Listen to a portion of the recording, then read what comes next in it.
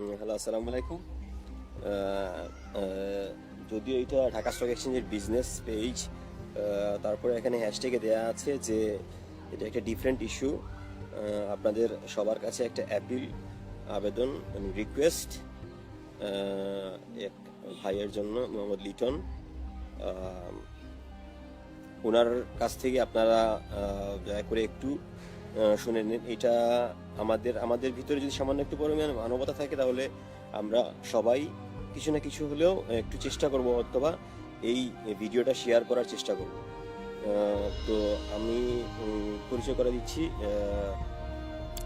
লিটন ভাইকে, মোহাম্মদ লিটন ভাই। ওনার সঙ্গে আমার আজকে পরিচয় বাসে আসতে সময়। তো তখন বাসে আসতে সময় পড়েছে, তখন উনি আমার সঙ্গে, ওনার পাশে বসার কেউই ছিলেন না। তারপরে আমি আমরা তো সাধারণ মানুষ, কে লুঙ্গি পরলো আর কে শার্ট পরলো আর কে টাই পরলো আর কে কোট পরলো, সেটা দেখার বিষয় না। মানুষ মানুষই, তো ডিফারেন্সিয়েট করা আমাদের উচিত না। আর আমি আর কথা না বাড়াই, উনার মুখে কথা শুনুন। উনার কি সমস্যাটা আপনারা দয়া করে একটু সহযোগিতা করবেন। আপনাদের কাছে এটুকু অন্ততপক্ষে আবেদন থাকবে, আমার অনুরোধ এবং আবেদন। এই যে হচ্ছেন আমাদের মোহাম্মদ লিটন ভাই। লিটন, কি বলেন আপনার কি সমস্যা? ভাই, আমি আমার ওয়াইফকে খুব ভালোবাসতাম ভাইজান। আপনি আমার ওয়াইফকে কেউ যদি দেখেন, কোনানো দেখেন ভাই, আমাদের এক ছেলে এক মেয়ে। ছেলের নাম নাহিদ, মাটাকে নাহিদ কই, আমি ডাকি ইয়াসিন কইয়া ভাই। আমার ছেলে মেয়েগুলো কোনানো দেখলে ভাই আমার নাম্বারে ফোন দিবেন, আমার নাম্বার দেওয়া হবে ভাই। আমি খুব কষ্টে আছি ভাই, আজকে অনেকদিন, আজকে 7-8 দিন ধরে অনেক কষ্টে আছি ভাই। আমি কানালন আমার সব উঠে গেছে গা ভাই, পুরা ভাই টেনশনে ভাই। ভাই আমি আর কিছু চাই না ভাই, আমি আর কিছু চাই না আল্লাহর কাছে ভাই। আমি ওদেরকে চাই ভাই, আমি সুখে সংসার করতে চাই ভাই। আমি ওদেরকে মারিও না ভাই। শুধু আচ্ছা, আমি আপনাকে দুই তিনটা কথা বলি। আপনার পছন্দ, আপনি আমাকে বাসে বলেছেন যে আপনি পছন্দ করে বিয়ে করছেন। যে পছন্দ করে বিয়ে করছেন। তো এরপরে আপনাদের কি হঠাৎ করে উনি চলে গেলেন কেন? হঠাৎ করে ভাই একজন এই মাসখানিকের মতন বারবার লাগে আমার লগে আচরণ খারাপ করে, খুব আচরণ খারাপ করে। আমি স্বামী স্ত্রী হিসেবে যেরকম একটা মহব্বত থাকার কথা, ওরকম মহব্বত আমার সাথে নাই। আমার লগে আচরণ খারাপ করে, ব্যবহার ভালো করে না, ব্যবহার খারাপ করে। তখন আমি তাকে বলছি, তুমি 7-8-5-6 দিন যাই আমার বাড়িতে বেড়াই আসো, তোমার বাপের বাড়িতে জানো, আমাদের বাড়িতে যাই বেড়াই আসো। এই কথা বলছি। এই কথা বলার পরে মনে করেন আমার কাছ থেকে সে আপনি মারধর করেন নাই তো? না, আমি মারধর করি না তারে। দেখেন কিন্তু না, আমি এখানে কিন্তু অনেক ভাইয়ারা দেখতেছেন, আপনার সাহায্যের জন্য উনারা অনেক আপ্রাণ চেষ্টা করবেন। না, আমি কোনো মারধর করি নাই ভাই। আমি তার খুব ভালোবাসি ভাই, তার খুব আদর করি ভাই। না, পছন্দের বিয়েতে কিন্তু মারধর বেশি হয়, এটা কিন্তু না ভাই, বাস্তব। না ভাই, আমি পছন্দ করে আমি নিজে বিয়ে করছি, কিন্তু আমি তারে কখনো মারধর করি না। আমি নিজে প্রেম করে মোবাইলে তারে বিয়ে করছি ভাই। আচ্ছা, হ্যাঁ বলেন। আপনার ছেলের বয়স কত? আমার ছেলের বয়স 4 বছর পড়ছে, আর মেয়ের বয়স 10 বছর চলে। 10 বছর চলে। দুইজনই মেয়ে কি স্কুলে পড়ে? মেয়ে মাদ্রাসাতে দিছিলাম, এখান থেকে নিয়ে মা ছেলে মেয়ে দুইজনে মনে করেন সকালবেলা আমার ঘুমের আইগা মনে করেন পলাইয়া চলে আইছে। মানুষে আমাকে অনেক খারাপ ভাবতেছে, অনেক খারাপ খারাপ কথা বলে মানুষে আমাকে। আচ্ছা, এখন আপনি আমাকে বাসে যেগুলো বলছেন, যে কেননা আমি চাই না যে এখানে আমাদের এটা নাম পাঠানোর কোনো কিছু হোক, শুধুমাত্র মানবতার কল্যাণে। কিন্তু আমি আপনাকে বাসের থেকে কিছুক্ষণ আগে বাসের থেকে আমরা নামলাম কখন? 4টার কিছুক্ষণ আগে। যে আমি আপনাকে টাইম দিয়েছি 5টার সময় আসার জন্য, যে আপনি ঠিক টাইমে আসছেন। যে ধন্যবাদ আপনাকে ভাই। আর আপনি বলেছেন যে আপনি ব্যবসা করতেন, এবং জি। আপনার বাসা বাড়ির কি অবস্থা বর্তমানে, এখন কোন জায়গায় থাকেন, এবং আমি কি যাও অবস্থা? হাজারিবাগ জাওসর লাইফ কেয়ার হাসপাতালের সামনে দপ্তর গলিতে থাকি। আমি তারে কোনো মারধর করি নাই। সে পলাইয়া চলে আসার পরে আমাকে মানুষের সবাই সন্দেহ করে মনে করেন কিস্তিওয়ালারা মিলাই দিলে আমার দোকানপাট সব নিয়ে যাইতে। আপনার চায়ের দোকান ছিল, আপনি আমাকে আমার একটা বলেছেন। চার দোকান ছিল, তারা আমার দোকান সব নিয়ে গেছে গা। আমার ওয়াইফ স্থানীয় লোকেরা আমি পলাইয়া গেছি, আমার ওয়াইফ পলাইয়া গেছে কইয়া আমারে কইতেছে তোমার ওয়াইফের নাম্বার দাও। আমি বলছি সে বেড়াইতে গেছে, তুমি নাম্বার দাও। তখন আমি নাম্বার দিতে পারি নাই। সে একটা মোবাইল ব্যবহার করে, মোবাইলটা আমি তার মোবাইলটা অনেক খুঁজছি, নাম্বার পাই নাই। সে হইয়া গেছে, আরো মোবাইলটা আমি দেখছি, মোবাইলে কোনো সিম কার্ড নাই, মোবাইলে কোনো নাম্বার সিমে নাই। দেখছি, দেখার পরে আজকে অনেকদিন ধরে সে এইভাবে চলার কারণে মনে করেন তারে আমি একটু সন্দেহ করতাম, কিন্তু তারে কখনো আমি মারধর করিনি। হ্যাঁ, আপনি আমাকে বলছেন যে আপনাদের সঙ্গে কথা কিছুটা কাটাকাটি হয়েছে। যে কথা কাটাকাটির পর্যায়ে কি আপনি কি কোনো গায়ে হাতটা দেন নাই? তো আমি না, আবারও বলতেছি, না, কিন্তু আমি কোনো গায়ে repeat হাত করে দিই বলছি। না, আমি কোনো গায়ে হাত দিই তারে মারি নেই। মারেননি? না, তারে আচ্ছা, আমি খুব আদর আপনি করি, খুব আপনি ভালোবাসি। বলছেন যে আপনি আপনার যে আপনার এই বাড্ডাতে বললেন যে আপনার মামার সঙ্গে দেখা করতে আসছেন, যে ছবি টবি দেখানোর জন্য। যে তো আপনার আত্মীয় স্বজন সবার সঙ্গেই আপনি যোগাযোগ করছেন? যে প্রায়, ওনারা কারো কেউই জানেন না? না, কারো কাছে যায় নাই। কারো কাছেই জান নাই। আচ্ছা, আর আপনার বললেন যে আপনি যে বাসায় থাকতেন সেই বাসার আপনি বলছিলেন আমাকে কিছু কথা। যে আমি যে বাসায় থাকতাম সেই বাসার মহিলারা আমার কাছে, এই বাসার বাইরের ম্যানেজার ওই জন্য আমার হাঁড়ি পাতিল টাতিল সব নিয়ে এরা ঘরে রাখছে। আমি কইছি থাক, আপনারা নিয়ে সব রাখেন, আমি টাকা দিয়ে নিব। আমার ওয়াইফ চলে গেছে, আপনার কারণে আমার অবিশ্বাস করতেছেন। এরা বলতেছে, আমারে ম্যানেজারে বলতেছে তোমার ওয়াইফ পালায় গেছে, তুমি পালায় যাবে না, কোন বিশ্বাস আছে? কিস্তিওয়ালারা বলতেছে তুমি ওয়াইফ পালায় গেছে, তুমি পালায় যাবে না, কোন বিশ্বাস আছে? তুমি আমার টাকা এখন খারাপ দিবা। তখন আমি বাধ্যগত হইয়া আমি তো এই দোকান 8,000 টাকা পানির দামে বিক্রি করে মানুষের লেনদেন ক্লিয়ার করে দিছি। এখনো বর্তমানে 11,000 টাকা সে একজনের নিচে 10,000, আরেকজনের নিচে 500, আরেকজনের নিচে 500, মোট 11,000 টাকা আমার ঋণের তলে পালাইয়া গেছে। আচ্ছা, এখন এগুলা আপনি পরবর্তীতে জানছেন যাওয়ার পরে? যে আচ্ছা, তারপরে আপনি আরো কয়েকটা জিনিস আমাকে বলেছিলেন যে আপনি আগে চাকরি করতেন। আগে আমি আলবারাকাতে চাকরি করতাম, আলবারাকা পরিবহনে। আমি একটা অ্যাক্সিডেন্ট হয়েছি, অ্যাক্সিডেন্ট হওয়ার পর থেকে ধরে আমি 1 বছর 6 মাস ঘর বেড়ে গেছি। 1 বছর 6 মাস ঘর বেড়ে থাকার পরে মধ্যে দিয়ে আবার ভালো হয়েছে। আমার কাঁদা আল্লাহর আশর জন্য কাঁপছে ভাই, এরা আমরা কথা শুনেন ভাই, এরা আমি খুব কষ্টে আছি ভাই। আমি খুব আমার ছেলে মেয়েদেরকে খুব আদর করি, খুব ভালোবাসি সবাইকে আমি।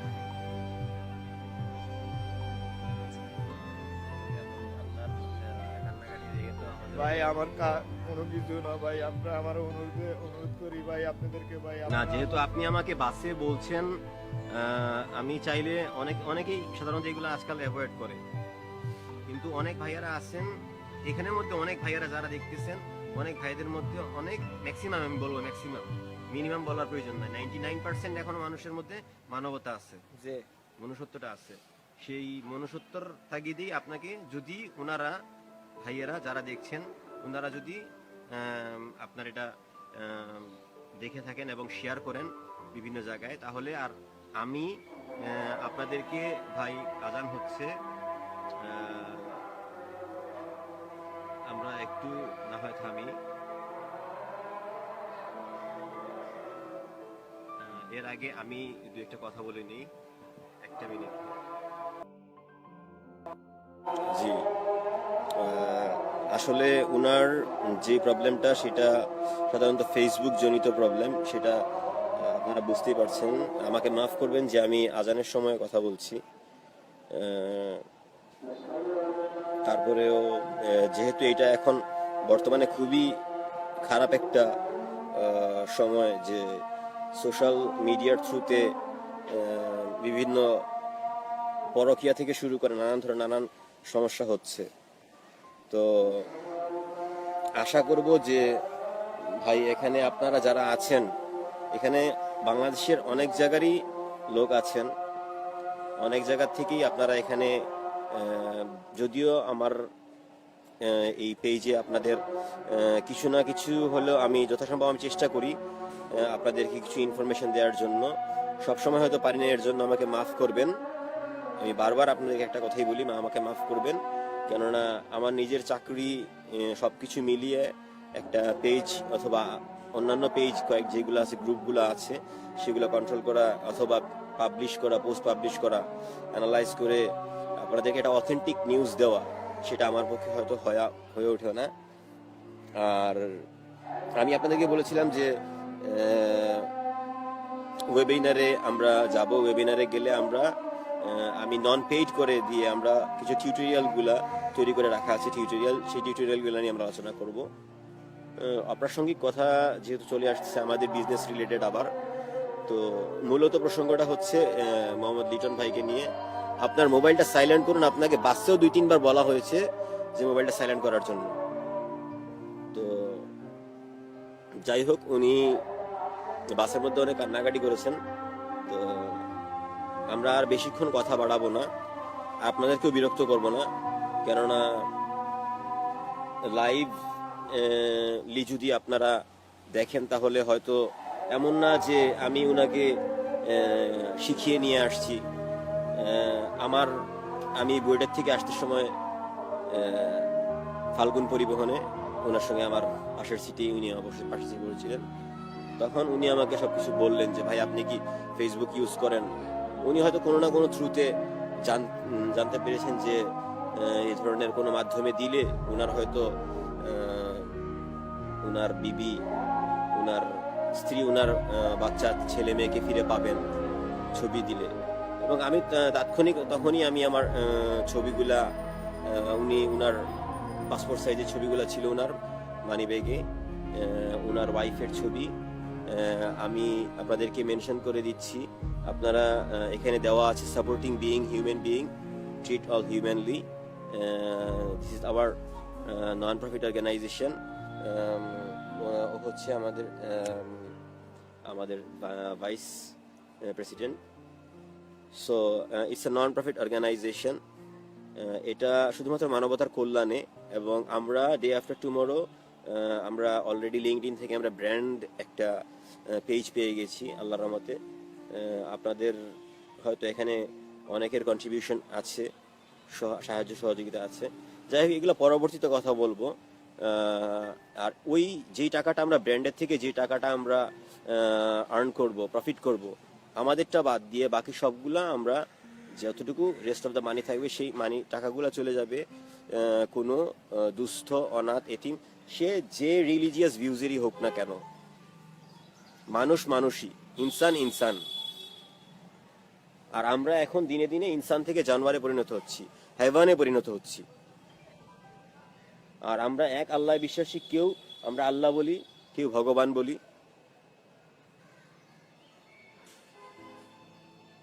নানান ধরনের আমরা উপাধি দেই, কিন্তু সৃষ্টিকর্তা আমাদের একজনই, আমাদেরকে সৃষ্টি করেছেন একজনই। যাই হোক, আমি কোনো রিলিজিয়াস এখানে কোনো বয়ান দেওয়ার জন্য ভাই আপনাদেরকে বলিনি। আমি শেষ করে ফেলবো কথাটা। জাস্ট আপনাদের কাছ থেকে ওনার লাস্ট দু একটা কথা শুনে নিন। আপনি আপনার যেই কোন জায়গায় বর্তমানে আছেন সেটা তো বলেছিনি, আপনার স্থায়ী ঠিকানাটা বলবেন কাইন্ডলি। আর আপনার কি করতেন বলছিলেন যে আলবারাকাতে। হ্যাঁ, একটা অ্যাক্সিডেন্ট হয়েছিলাম, অ্যাক্সিডেন্টে প্যারালাইসিসের মতন পঙ্গু হয়ে গেছে। 1.5 বছর পরে আমার সমস্যাটা দেখা দিয়েছে। প্রথমে আমার সমস্যাটা দেখা দেয়নি ভাই। আমি অনেক 1 বছর 6 মাসে আমার কান্দা আল্লাহর আশ পর্যন্ত কাঁপছে। আমি এখন মোটামুটি মানুষের দোয়া এখন ভালো আছি ভাই, আপনাদের দোয়া। মানুষের ভাই আমি খুব কষ্টে আছি। আমি আমার ছেলে মেয়েদেরকে চাই ভাই, আমি আর কোনো কথা আমার মুখে দিয়ে আইতেছে না ভাই। আমি আমার ছেলে মেয়ে, আমার ওয়াইফ, সবাইকে আমি চাই। আমি খুব ভালোবাসি ভাই সবাইকে ভাই। আমি আর কিছু চাই না ভাই আপনাদের কাছে ভাই। আপনারা তো। গ্রামের বাড়ি কোন জায়গায়? আমার গ্রামের বাড়ি নোয়াখালী, রামগঞ্জ থানা, রামগঞ্জ জেলা লক্ষ্মীপুর, পোস্ট অফিস কামারহাট, গ্রাম চাঙ্গিরগাঁও। আপনি অনেক চাঙ্গাভাবে কথা বলছেন। আর আপনি এখন থাকেন হচ্ছে? এখন থাকি বর্তমান জাউসর লাইফ কেয়ার হাসপাতালের সামনে, দপ্তর গল্লি, হাজারিবাগ জাউসর হাসপাতাল, জাউসর বাজার লাইফ কেয়ারের সামনে, দপ্তর গল্লি। বর্তমান থাই ঠিকানা এখন আমার। আপনার মোবাইল নাম্বারটা দুইবার বলবেন যাতে ভাইয়েরা শুনতে পারেন আপনার নাম্বারটা। আমার মোবাইল নাম্বার হইছে, সন্ধান পেলে ওনারা আপনাকে জানাবেন। আমার মোবাইল নাম্বার হইছে 01747978048, 01747978048, 01747978048। ঠিক আছে, আপনাকে যাই হোক, আমিও বাইরে থেকে আসছি। আর আপনিও আপনার মামার সঙ্গে দেখা হয়েছে? হ্যাঁ, মামির লোক দেখা করে আইছি, মামার সাথে দেখা হয়নি। আপনি কি এখন আপনার ইয়েতে চলে যাবেন? হ্যাঁ, আমি এখন আবার আমার জায়গায় চলে যাবো। আচ্ছা, আর আর আপনি বলছিলেন যে আপনি যে বাসায় থাকতেন সেই বাসার উনারা আপনার সবকিছু বের করে দিয়ে হাঁড়ি পাতিল সবকিছু বের করে নিয়ে গেছে, ঘরে তালা মারি দিছে, অনেক কান্নাকাটি করছে। অনেক কান্নাকাটি করার পরে এরা কইতেছে তোমার ঘরের হাঁড়ি পাতিল জিনিসপত্র দিয়ে দাও। তখন আমি কইছি ঠিক আছে আপনারা সব নিয়ে যান, শুধু আমার বিছনাটা রাইখা যান, আমি একটু ঘুমানোর লেগে। এই অনুরোধ করার পরে তারা এগুলা নিয়ে আমার শুধু ঘুমানোর লেগে জায়গা দিছে।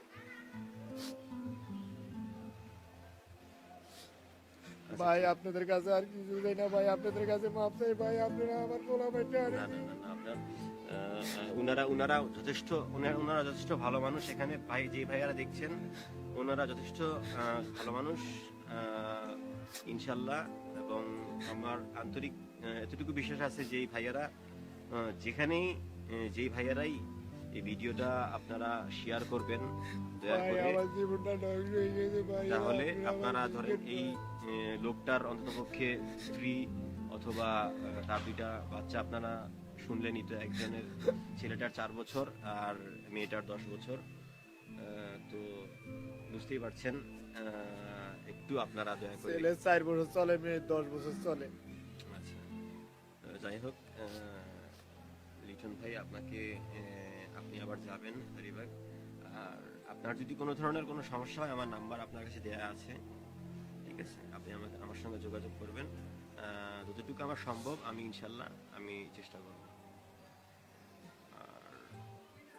আর ঠিক আছে, তাহলে আপনি যাবেন না, আমাদের সঙ্গে চাটা খেয়ে যাবেন। আসসালামু আলাইকুম। আপনাদেরকে আসলে অনেক বিরক্ত করে ফেললাম অনেকক্ষণ। আর আমি মাফ চাচ্ছি আবারও যে আমি এই মাগরিবের সময়, কেননা হঠাৎ করে ওনাকে এই সময়টাতে বলা, আর উনিও ঠিক এই টাইমে আসা। তো দয়া করে আমাকে মাফ করবেন আবারও। আর যতটুকু আপনাদের সামর্থ্য আছে ভাই, একটা মানুষকে যদি আপনাদের সামান্য একটা শেয়ার, আমরা তো অনেক কিছু শেয়ার করি, এই একটা মানুষের জন্য যদি এই ভিডিও অথবা এই স্ট্রিমিংটা যদি আমরা আমাদের বিভিন্ন গ্রুপ অথবা পেজে আমরা যদি একটু শেয়ার করি, তাহলে এই ভাই হয়তো উনি উনার স্ত্রীকে সন্তানাদিকে পেয়ে যাবেন। কেননা উনি প্রায় 8 থেকে 10 দিন ধরে উনি প্রায় অর্ধেক পাগল হয়ে খুঁজতেছেন। আমি বাসের মধ্যেই তখন ওনাকে দেখি আমি বুঝতে পারছি যে উনি কিছুটা অ্যাবনর্মাল মাইন্ডে আছেন, অ্যাবসেট মাইন্ডে। তো আশা করব যে আপনাদের কাছে আমার এটা অনুরোধ থাকবে, দয়া করে ভাই আপনারা একটু সাপোর্ট দিবেন। আপনাদের কাছে অনুরোধ, আবেদন। আর বাকিটুকু যা আছে তা তো আপনারা যারা ফেসবুকিশ ইউজার আপনারা তা তো ভালো মতোই বুঝতে পারছেন। তো আর কোনো কথা না বলে, আর উনার ছেলের, মেয়ের, উনার ওয়াইফের ছবি আমাদের এখানে যেই মেনশন করে যে আছে সাপোর্টিং হ্যান্ড হিসেবে, being human being, treat all humanly, সেই পেজটাতে উনার মোবাইল নাম্বার থেকে উনার স্থায়ী ঠিকানা, বর্তমান ঠিকানা এবং উনার মোবাইল নাম্বার, তারপরে আপনার অন্যান্য যেসব আনুষঙ্গিক বিষয়াদি সেগুলা আমরা দিয়ে দিব, বাচ্চাগুলোর ছবি, ওনার ওয়াইফের ছবি, যাতে আপনাদের অন্ততপক্ষে যদি আপনারা কেউ কোনোদিন দেখে থাকেন রিসেন্টলি, তাহলে আপনারা একটু অন্ততপক্ষে সাহায্য করবেন। তো যাই হোক, আশা করব যে আপনারা সাহায্যের হাত বাড়াবেন মানুষকে। ভাই আজকে আপনি যদি একজন মানুষকে সাহায্য করেন, তাহলে হয়তো দেখা যাবে যে আরেকদিন দেখা যাবে যে আপনার সাহায্যের জন্য আরেক ভাই পথ খুলে দিচ্ছেন। এখন আসলে অনেকটা সন্ধ্যা হয়ে গেছে, আমাদের আর কিছু বলার নেই। আপনাদেরকে অনেকক্ষণ বিরক্ত করলাম, প্রায় অনেকক্ষণ, এর জন্য ক্ষমা চেয়ে নিচ্ছি, দয়া করে মাফ করবেন। আসসালামু আলাইকুম রহমতুল্লাহ।